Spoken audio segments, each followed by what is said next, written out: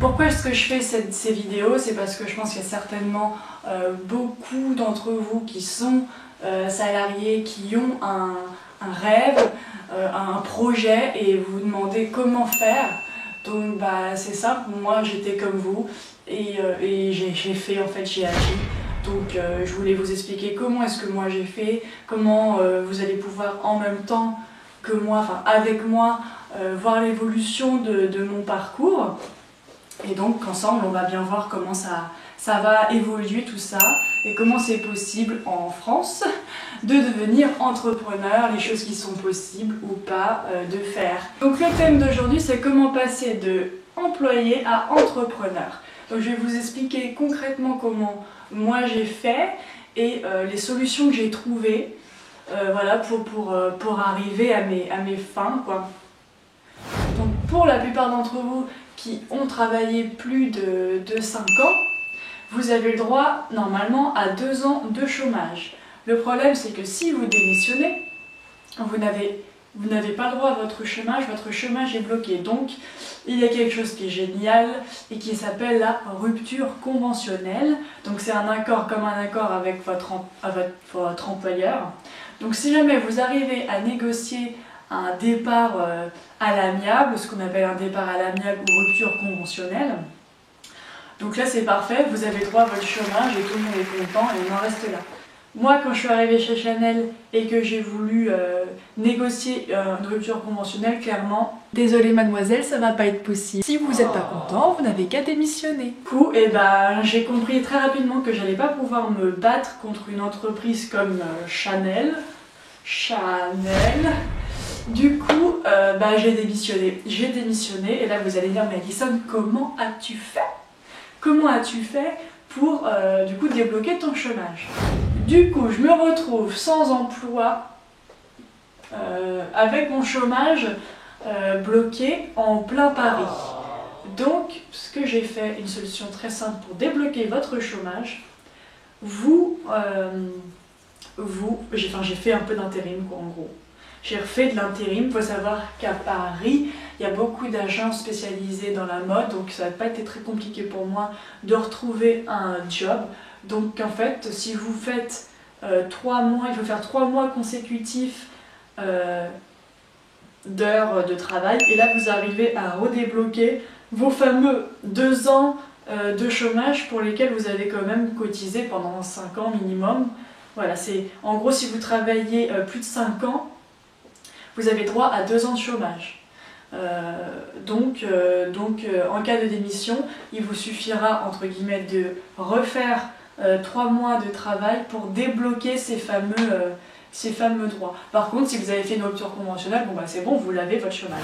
Ensuite, pour l'aspect financier, parce que moi ce que je vous conseille c'est vraiment de vous consacrer à plein temps à votre entreprise, ne pas faire de travail à côté, ne pas faire de petits jobs à côté, parce que clairement créer une entreprise ça va vous prendre 100% de votre temps, de votre énergie, et si vous n'êtes pas à fond là-dessus, je peux vous assurer que vous allez perdre beaucoup d'énergie, votre santé, votre morale, et vous allez prendre aussi beaucoup de mauvaises décisions.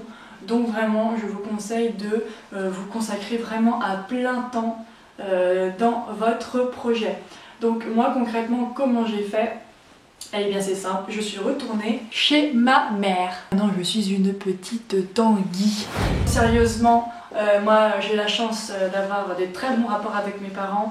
Ils ont accepté de m'héberger le temps que je lance mon affaire, et mine de rien il faut faire du coup une très belle économie quand même d'un loyer parisien, d'un loyer tout court. Donc comme ça je suis pas obligée de travailler pour payer mon loyer, du coup perdre du temps. Je suis vraiment à plein temps, à me consacrer sur mon projet, et du coup le peu que j'ai d'argent du chômage, c'est pour mon entreprise, je gère ça sur mon entreprise. Donc si vous avez des amis ou de la famille ou un conjoint qui peut vous héberger pour quelques mois, le temps de vous laisser démarrer votre affaire, honnêtement, c'est le meilleur conseil que je puisse vous donner. Par rapport à Pôle emploi, alors je sais pas comment ils sont du coup en Ile-de-France, parce que du coup moi j'ai mes parents habitant en Bretagne, j'ai transféré mon dossier en Bretagne et clairement ici, en province, ceux qui gèrent Pôle emploi sont vraiment mais super gentils. Moi, ils ont été très compréhensifs et j'ai eu un peu peur au début du mythe du Pôle emploi qui te met le couteau sous la gorge ou il te propose de jobs et si au bout du deuxième refus, il te coupe tes droits. Enfin, on entend quand même tout n'importe quoi par rapport au Pôle emploi. Alors en fait, franchement, pas du tout.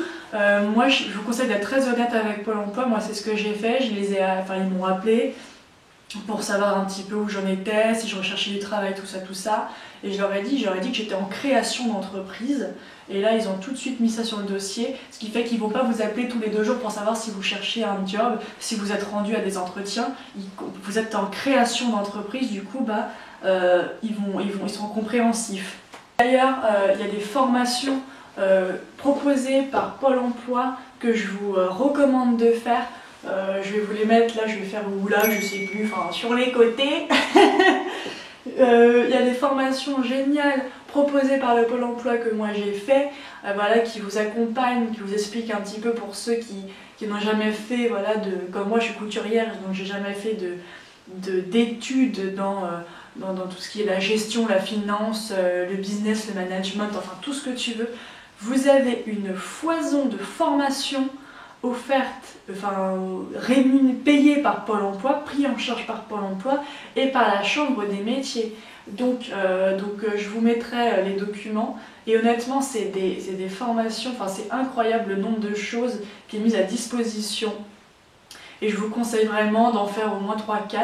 De toute façon vous avez la formation obligatoire quand vous créez une entreprise, c'est une formation d'1 semaine où on va vous expliquer voilà, tout en fait, toutes les bases de l'entrepreneuriat et je suis ressortie de ces formations, j'étais paniquée à l'idée de créer mon entreprise et en fait une fois que j'ai fait ces formations, je me sentais beaucoup mieux parce que en fait, j'étais informée et ce qui nous fait peur c'est l'ignorance. Et dès qu'on est informé, d'un seul coup choisir un statut, déclarer sa fiche d'impôt, prendre des assurances, enfin, toutes les choses qu'on ignore et qui un peu font comme une épée de Damoclès au-dessus de la tête où on se dit je vais jamais y arriver, mon Dieu, il y a trop de choses.